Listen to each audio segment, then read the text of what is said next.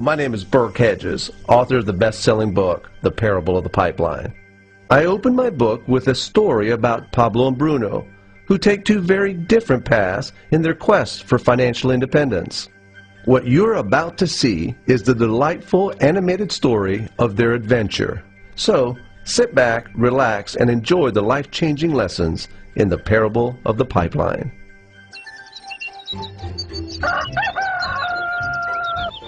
Far away, in a small village, near a beautiful valley, lived two friends, Pablo and Bruno.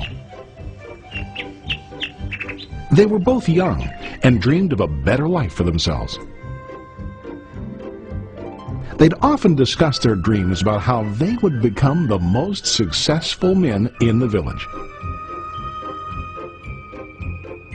They weren't afraid of hard work, and they searched for opportunities to help realize their goals and achieve their dreams. One day, an opportunity presented itself.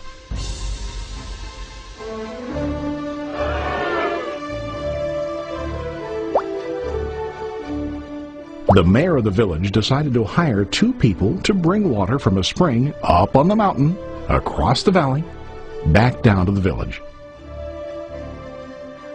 They were to be paid based on the amount of water delivered to the village. Bruno and Pablo enthusiastically got to work. Every day, from morning till evening, they carried buckets to and from the spring. They worked hard, carrying water to the village. In the evening, they'd return home with their day's wages.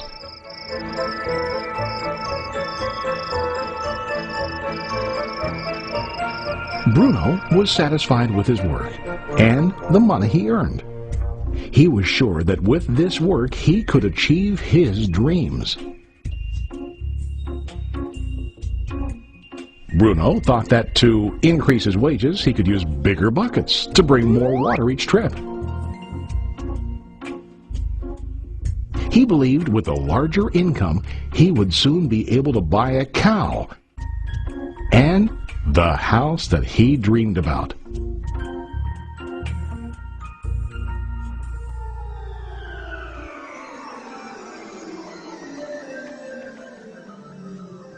Now Pablo was not satisfied. At the end of the day, his back and hands ached, and he was exhausted. He was looking for an easier way to earn more. One day an idea occurred to Pablo. He imagined building a pipeline to deliver the water from the mountain spring to the village. With this pipeline, he could get more water to the village without carrying buckets back and forth from the spring to the village. Soon, he got very excited about his idea and began to plan.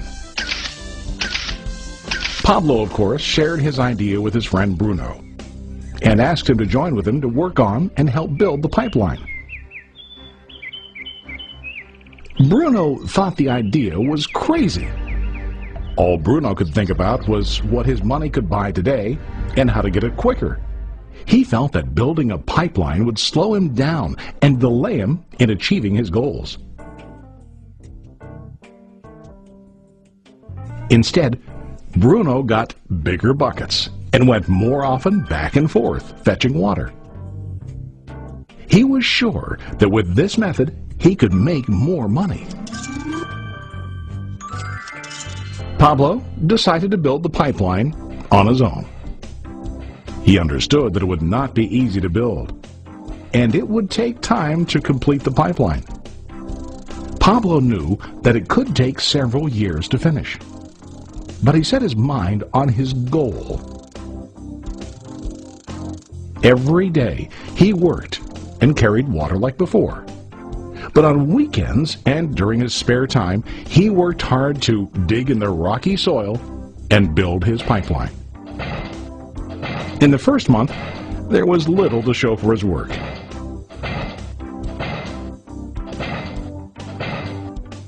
Bruno and the villagers laughed and teased him. They called him Pablo the Pipeline Man.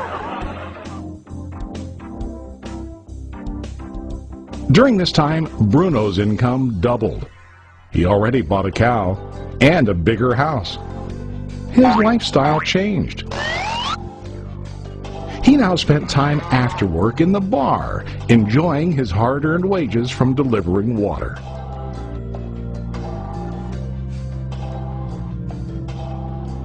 What Bruno didn't realize was that his body was starting to stoop from carrying the heavy buckets every day.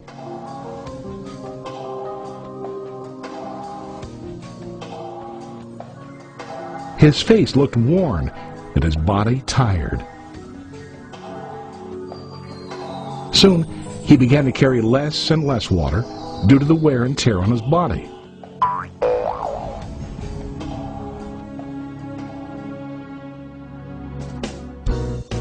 Month after month, Pablo worked.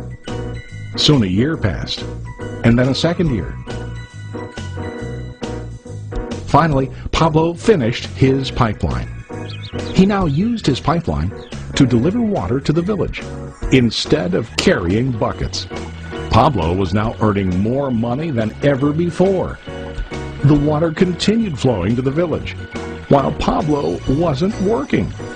While he slept and ate, the water flowed. Pablo was happy and proud of his insight, persistence, and hard work. Now his income flowed as long as the water flowed through his pipeline.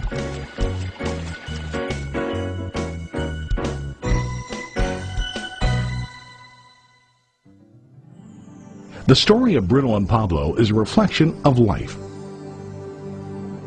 Their jobs symbolize what most people do to earn money.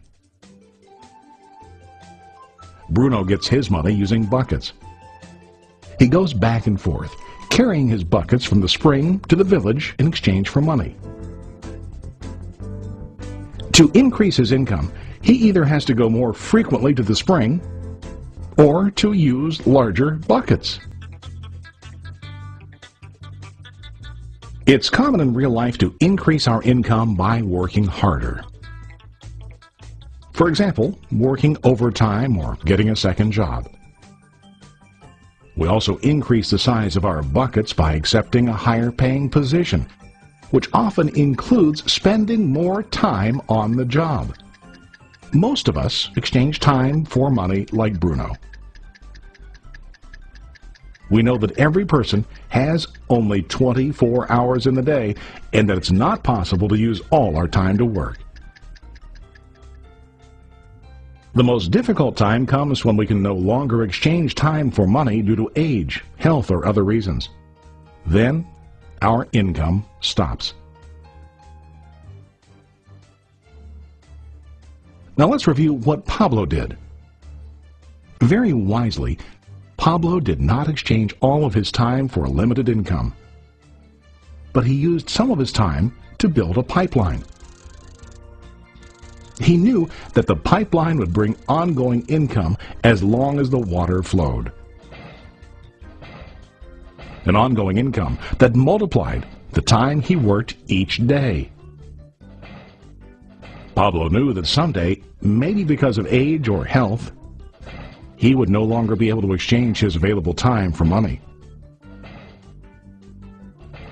Pablo knew that if he could make his idea of a pipeline work, then he only has to do the hard work of building the pipeline. After the pipeline was completed, Pablo was able to monitor and maintain the flow of water to ensure that his income will continue. Pablo has shown us that to earn an income, we don't always have to directly exchange time for money. There really are better ways. How about you? Are you still like Bruno, who directly exchanges time for money? Or do you want to be like Pablo, building and maintaining a pipeline for ongoing income? If you are interested in the idea of building your own pipeline, contact the person who lent you this presentation. You can start building your pipeline today.